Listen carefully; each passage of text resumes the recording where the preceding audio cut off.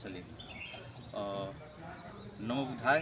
और अभी हम लोग कुशीनगर में हैं और शिविर की समाप्ति हो चुकी है। और शिविर की समाप्ति के बाद हमारे साथ एक भैया हैं, इनसे जानेंगे कि ये इस शिविर में क्या करने के लिए आए थे, ये शिविर क्या है और आपको इससे क्या लाभ मिला है। तो सबसे पहले स्वागत है आपका।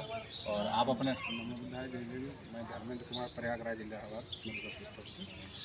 मैं आए यहाँ विपासना करने में, बहुत अच्छा है। जी प्रकृति को जानना है और अपने आप को जानना, जी ये बहुत बड़ी बात है। और मन के विकारों को, दुनिया में ऐसी कोई जगह नहीं है जो मन के विकार को निकाल दे। एक ऐसी विपासना ऐसी चीज़ है जी जी कि मन के बुराई को जन्म जन्मांतर के रोगों को काटता है। विपासना एक ऐसी चीज़ है। जी जी और प्रकृति को जानना, अपने आप को जानना, ये बहुत बड़ी बात है। और ये यहाँ आके हमने ये अनुभव किया कि बहुत अच्छा चीज़ है, लोगों को आना चाहिए यहाँ पे। जी। तो ये आपका पहला 10 दिन का शिविर था या इससे नहीं, पहले? मेरा छठवां शिविर है। छठा शिविर है आपने? हाँ, छठवां शिविर अब है। तक आपने 6 शिविर अटेंड किए हैं। बिल्कुल, हाँ। कहाँ कहाँ पे किए हैं?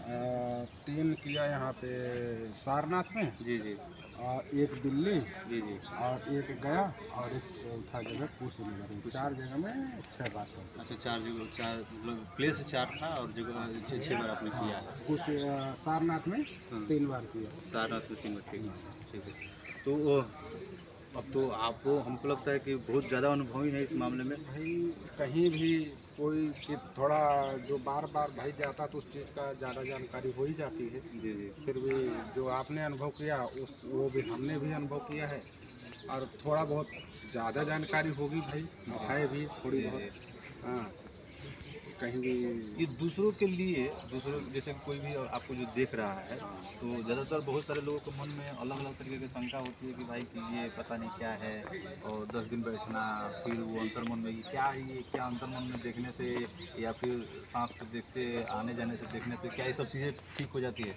तो आप उन लोगों के लिए चाहे आप इसको कैसे समझते हैं? जैसे आपके जहन में भी बात आया होगा कि कोई अगर हमको बता रहा है कि 10 दिन आँख बंद करके बैठना है और उसको सांस को आते जाते देखना है, तो इससे मन के विकार कैसे ख़त्म हो जाएंगे? इससे किसी के जीवन में जो राग द्वेष और आलस है, चाहे किसी प्रकार का वैमनस्य है, वो कैसे ख़त्म होगा? वो ऐसा है, वैमनस्य जो है वो इतनी पुरानी जो जड़ें जमी हुई हैं, वो जल्दी नहीं हटता है लोगों के दिमाग से।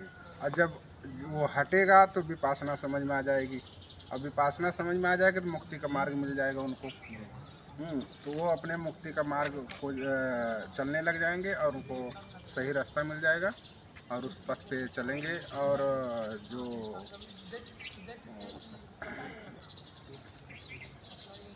विपश्यना एक अच्छी चीज़ है, मतलब।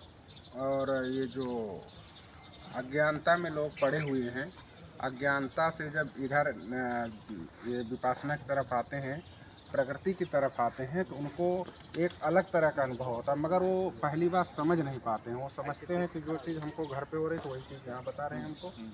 अब मगर उसी चीज़ में उनकी अच्छाई छिपी हुई है, और जब करते हैं तो उनको समझ में आता है।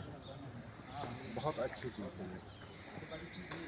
चलिए, तो बहुत बहुत धन्यवाद। और ये भैया का एक्सपीरियंस हम लोग जान रहे थे। और कुछ जो मैं जिनसे नहीं पूछ पा रहा हूँ, तो अगर कुछ और चीज़ें हैं जो आप बताना चाहते हैं? जैसे कि बताना ऐसी चीज़ें हैं कि ये प्राकृतिक चीज़ें हैं, प्राकृतिक की बनाई हुई हर चीज़ें हैं। और प्रकृति से छेड़छाड़ करके कोई सही रास्ते पर नहीं चल पाता है। प्रकृति के साथ जो चलता है तो खुशी खुशहाल रहता है, और इसी में ही मुक्ति है। और किसी दुनिया में मैंने देखा कि इतनी बड़ी मतलब मेरी 40 साल की उम्र हो गई है, मैंने कई शिविर 6 शिविर किया, मगर भगवान को भी बहुत देखा मैंने हर जगह।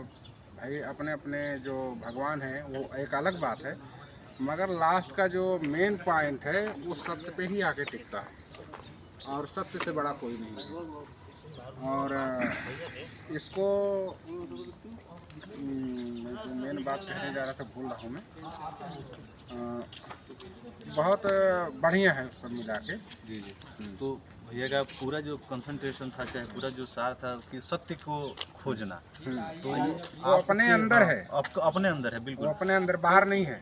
तो और जो आपकी, जैसे मैंने पहले ही आपसे बोला था कि सांस को आते जाते देखने से, तो सांस ही आपका एक परम सत्य है हाँ। जिसके माध्यम से आप अपने अंदर उतरते हैं और आप अपने बाहर निकलते हैं। सांस अंदर गया तो आप अंदर हैं, सांस आप में है तो आप हैं, सांस जैसे निकला हाँ। तो आप इस दुनिया से निकल लिए।